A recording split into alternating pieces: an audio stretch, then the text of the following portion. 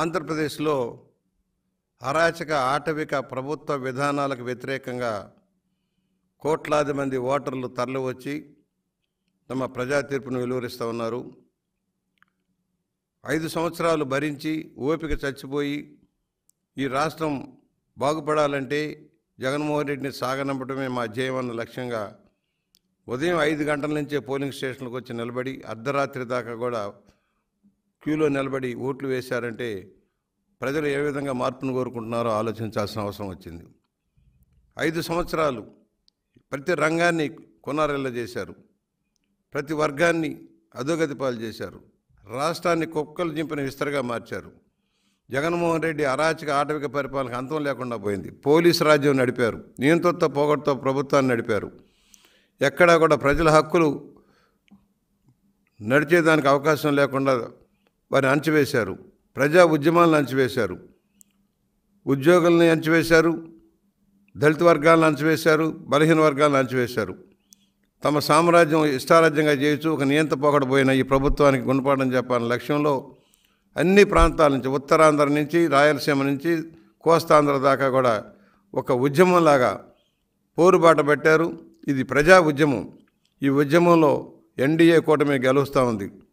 మామూలుగా గెలవటం కాదు, చెంపపెట్టులాగా, జగన్మోహన్ రెడ్డికి చెంపపెట్టులాగా దోపిడీ విధానాలకి, అవినీతి కార్యక్రమాలకు వ్యతిరేకంగా ఇవాళ ప్రజలు పోరాట పొందాను ఓట్లు వినియోగించుకున్నారు.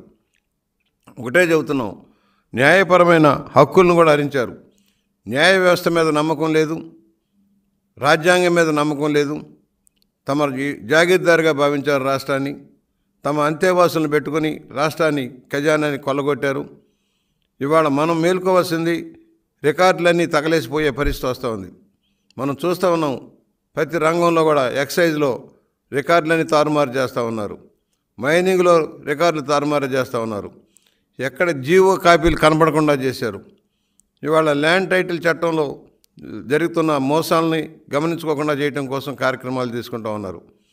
ఇవాళ ఒకటే చెబుతున్నాం, ఈ రాష్ట్రం కొంత జాగీర్దారుగా ఉండటానికి వీల్లేదని ప్రజా తీర్పు.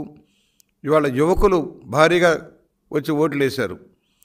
పోలింగ్ స్టేషన్ల దగ్గర ఎక్కడికి ఓపెన్గా మాట్లాడటం, మేము మార్పును కోరుకుంటా ఉన్నాం, జగన్మోహన్ రెడ్డికి అంతిమ తీర్పుని ఇవ్వబోతున్నామనే భావనలో ఇవాళ ప్రజలంతా కూడా వచ్చారు. ప్రజాస్వామ్యంలో ఇది మంచి పరిణామం. ఓటు హక్కు అనేది ప్రజాస్వామ్యానికి కొలబద్దగా ఉంటుంది. ప్రతి ఒక్కరూ ఓటు హక్కును 80% పైగా పోలైనవి అంటే ప్రజలు మ్యాక్సిమం అక్కడక్కడ ఓటర్ లిస్టులో తేడాలు రావచ్చు. కొన్ని చోట్ల చచ్చిపోయిన వారి పేర్లు తొలగించినందువల్ల, కొన్ని చోట్ల ఇతర ప్రాంతాల వాడు సరిగా చేర్చనందువల్ల మార్పులు చేర్పులు ఉన్నా కూడా 80% పోలేదంటే దాదాపుగా 90% దాకా పోలేనట్టు లెక్క. ఇది రేపు 4వ తారీఖు, జూన్ 4వ తారీఖున వచ్చే రిజల్టు అద్భుతంగా ఉండబోతుంది. చావు దెబ్బ, జగన్మోహన్ రెడ్డి వైఎస్ఆర్ ప్రభుత్వానికి చావు దెబ్బ, కోలుకోలేని చావు దెబ్బ జరగబోతుంది. హత్యా రాజకీయాల్ని ప్రోత్సహించడం, దాన్ని సమర్థించడం, గ్లోబల్స్ ప్రచారం చేసి తప్పుడు ప్రచారం చేయటం, సోషల్ మీడియా ద్వారా అందరినీ తిట్టించడం చేసే జగన్మోహన్ రెడ్డికి శాపంలాగా తగులుకుంటుంది. తను చేసిన పాపాలకు తన మూల్యం చెల్లించుకునే పరిస్థితి వస్తుంది. 152 సీట్లు ఇచ్చి, 151 సీట్లు ఇచ్చి, 22 పార్లమెంట్ సీట్లు ఇస్తే చేతగాని అసమర్థ ముఖ్యమంత్రి వల్ల రాష్ట్రం నాశనం అయిపోయింది. 13 లక్షల కోట్ల అప్పులు తెచ్చి రాష్ట్రాన్ని ఏం చేయాలనుకుంటున్నాడు? తలసరి 10 లక్షల అప్పు మన మీద మోపి కనీసం అభివృద్ధి అనేది లేకుండా చేసి రంగుల పిచ్చ పట్టుకుంది, పేర్ల పిచ్చ పట్టుకుంది. ప్రభుత్వ పథకాలన్నిటి కూడా పెట్టి వాళ్ళ చిన్నపిల్లలు ఆడుకునే ఆట వస్తువుల మీద ఈయన బొమ్మేసి, ఆఖరికి పిల్లలు వేసుకునే లంగోటా మీద కూడా ఈ బొమ్మేసి, కోడిగుడ్ల మీద బొమ్మలు వేసుకునే దౌర్దర్భ ఆలోచన ఏ ముఖ్యమంత్రికి ఈ దేశంలో రాకూడదని నేను కోరుకుంటా ఉన్నా.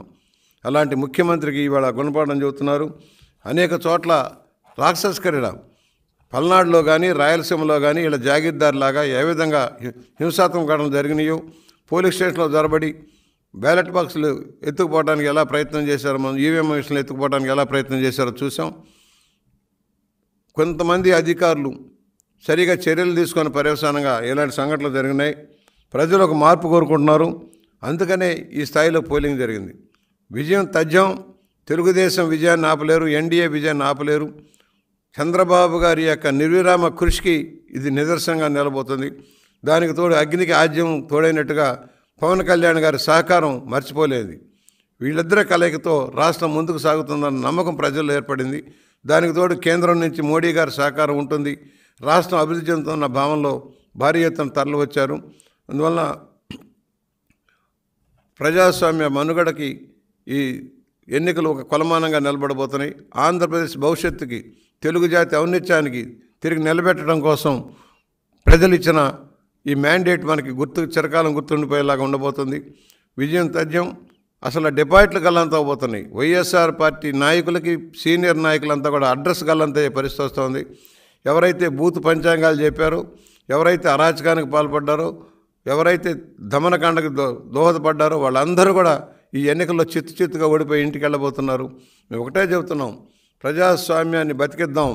ఓటు హక్కును ఉపయోగించుకున్న అందరికీ ఎక్కడెక్కడో సుదీర్ఘ ప్రాంతాల నుంచి, ఇతర దేశాల నుంచి కూడా వచ్చి ఓటు హక్కు వినియోగించుకుని రాష్ట్రం కోసం, దేశం కోసం, మన బిడ్డల భవిష్యత్తు కోసం ఎవరైతే కృషి చేశారో వాళ్ళందరికీ మేము ధన్యవాదాలు చెబుతున్నాం. ఎన్నో శ్రమదమదాలకు వచ్చి, రవాణా సౌకర్యాలు లేకపోయినా ఇంత భారీగా వచ్చి ఓట్లు వేసి తిరిగి తమ ప్రాంతాలకు వెళ్తున్న అందరికీ మేము ధన్యవాదాలు తెలియజేస్తున్నాం.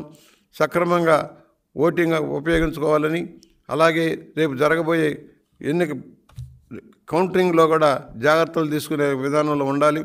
ఆ కౌంటింగ్ స్టేషన్ల దగ్గర భారీ బందోబస్తు పెట్టాలని కూడా ప్రభుత్వానికి విజ్ఞప్తి చేస్తున్నాం. ఎవరైతే అధికార పక్షానికి వత్తాసు పలికారో అధికారులారా తస్మాత్ జాగ్రత్త. మీరు న్యూట్రల్గా ఉండాలి. హక్కులను, ప్రజలకు ఉన్న హక్కులను హరించకుండా చూసుకోవాల్సిన అవసరం ఉంటుంది. ఆ విధంగా చేయకపోతే ఈ జరిగిన పరిణామాలన్నీ కూడా ఒక దృష్టాంతంగా మిగలబోతున్నాయని సవినీయంగా మనవి చేస్తూ, ఇవాళ ఇది ఈ ప్రజా తిరుగుబాటుకి వైఎస్ఆర్ పార్టీకి గుణపాఠంగా ఉండబోతుందని సవినీయంగా మనవి చేస్తూ, ఇది విజయం తథ్యం. తెలుగుదేశం విజయం సాధించబోతుంది. ఎన్డీఏ కూడా విజయం సాధించబోతుంది. రేపు ప్రభుత్వాన్ని, జూన్ నెలలో ప్రభుత్వాన్ని ఏర్పాటు చేసి మంచి సుపరిపాలనకు తెరలేకపోతుంది. చంద్రబాబు గారి నాయకత్వం వర్ధిల్లాలని మేమంతా కోరుకుంటూ ఉన్నాం.